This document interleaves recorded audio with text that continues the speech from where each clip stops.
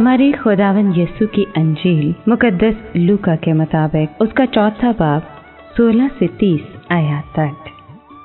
एक दिन यीशु नासरत में आया जहां उसने परवरिश पाई थी और अपने दस्तूर के मुताबिक सब्बत के दिन इबादत खाने में गया और पढ़ने को खड़ा हुआ और इशाया नबी का तुमार उसको दिया गया।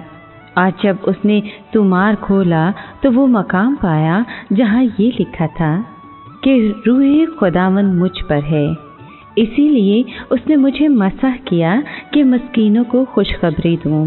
उसने मुझे इसलिए भेजा है कि कैदियों को रिहाई और अंधों को बिनाई और कुचले हुओं को आज़ादी बख्शूं और खुदावंद के साले मकबूल को मुश्तबर करूं। और वो तुमार लपेट कर और खादिम को वापस देकर बैठ गया। और जो इबादत खाने में थे उन सब की आंखें उस पर लगी थीं। तब वो उनसे कहने लगा कि आज ये नविश्ता तुम्हारे कानों में पूरा होकर पहुंचा। और सब ने उस पर गवाही दी और शफ़क़त की उन बातों पर जो उसके मुंह से निकलती थी। ताजुब करके कहने लगे कि क्या ये यूसुफ का बेटा नहीं? उसने उनसे कहा कि तुम बेशक ये मिसल मुझ पर कहोगे। ऐ तबीब, तू अपना इलाज कर। जो कुछ हमने सुना है कि तूने कुफरनहूम में किया, यहाँ अपने वतन में भी कर। और उसने कहा, मैं तुमसे सच कहता हूँ कि कोई नबी अपने वतन में मकबूल नहीं होता। लेकिन मैं तुमसे सच कहता हूँ कि जब इलियास के दिनों में 3 वर्ष 6 महीने तक आसमान बंद रहा, यहाँ तक कि तमाम मुल्क में सख्त काल पड़ा, तो बहुत सी बेवाएं इसराइल में थीं। मगर इलियास सिवाय सैदून के सारफत की एक बेवा औरत के उनमें से किसी के पास भेजा न गया।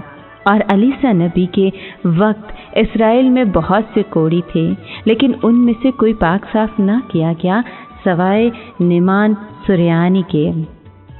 और जितने इबादत खाने में थे सब उन बातों को सुनते ही गुस्से से भर गए और उठकर उसे शहर से बाहर निकाला और उसे उस पहाड़ की चोटी पर ले गए जिस पर उनका शहर बना हुआ था, ताकि उसे सर के बल गिरा दें। लेकिन वो उनके बीच से गुजर कर चला गया। पाक कलाम के पढ़े और सुने जाने पर खुदावंद की बरकत हो, खुदा का शुक्र हो। अजीज दोस्तों, अलमसीह जब अपने आबाई शहर नासरत में आए तो उन्हें भी अपने हमवतनों की तरफ से बहुत ही बुरे रद्द-ए-अमल का सामना करना पड़ा। उन्होंने उनके पैगाम को कबूल न किया। खुदावंद मसीह हस्बे दस्तूर सब्बत के दिन इबादत खाने में गए। इबादत खाने में हमेशा एक ही शख्स कलाम नहीं सुनाया करता था। इबादत खाने का सरदार अमूमन बाहर से आने वाले मेहमान को कलाम पढ़ने और इसकी तशरीह करने को कहा करता था। सब्बत के उस रोज़ यीशु को इशाया नबी का सहीफा दिया गया। इबादत खाने का दस्तूर ये था कि वाज़ खड़े होकर कलाम पढ़ता और फिर बैठकर उसकी तफसीर बयान करता। अल-मसीह ने इसी दस्तूर पर अमल किया। वो खड़े हुए और इशाया नबी के सहीफे से तलावत की। बहुत से यहूदियों का ईमान ये था कि कलाम का ये हिस्सा आने वाले मसीह मौत के लिए है। इस हिस्से की तलावत करने के बाद वो इसकी तफसीर बयान करने के लिए बैठ गए। जो ही उन्होंने बोलना शुरू किया, तमाम लोगों की निगाहें उन पर जम गईं। उसने इस हिस्से का इंतखाब क्यों किया है? वो किस तरह इसकी तफसीर बयान करेगा? हाज़रीन बड़े इश्तियाक से देख रहे थे कि यीशु मसीह इसकी क्या तफसीर करते हैं। ताहम खुदावंद यीशु ने वाज़े किया कि ये आयत किसी और मसीह मौत का जिक्र नहीं है, बल्कि ये आयत उन्हीं के बारे में लिखी गई हैं और ये नविश्ता उनमें पूरा होता है कि वो ही मसीह मौत हैं।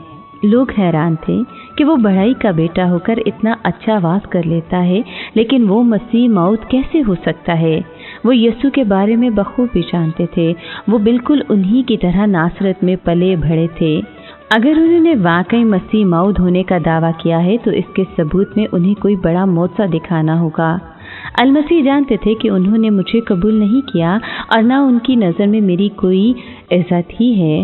वो यीशु को उसके बचपन से जानते थे, इस वास्ते वो इस बात को ना समझ सके कि वो महज एक भाई का बेटा ही नहीं है बल्कि इससे कहीं बढ़कर है। यीशु ने उन्हें बताया कि इस्राएलियों ने पुराने अहदनामे के 2 अजीम नबियों को भी कबूल नहीं किया था, बस खुदा ने उन्हें गैर अक़वाम में भेज दिया जिन्होंने खुदा के पैगाम को कबूल कर लिया। अलमसीह के ये अल्फाज सुनते ही यहूदी गज़बनाक हो गए, उन्हें इबादत खाने से बाहर निकाल दिया और नासरत के करीब एक ऊंचे पहाड़ की चोटी पर ले गए ताकि वहां से गिरा कर हलाक कर दें। लेकिन अलमसीह वहां से निकल गए और नासरत चले गए। उनकी बेतकादी के बायस खुदावंद यीशु अपने ही लोगों में मज़ीद मनाती ना कर सके। अजीज दोस्तों, ये वाक़या हमारे लिए एक बहुत बड़ी गवाही है। आइए हम भी ये अहद करें कि नासरत के लोगों की तरह अपनी ज़िंदगी का अजीम तरीन मौका ना गवा दें, बल्कि मुकम्मल एतकाद और कामिल भरोसा रखते हुए अल मसीह के दिल में घर कर लें। आमीन।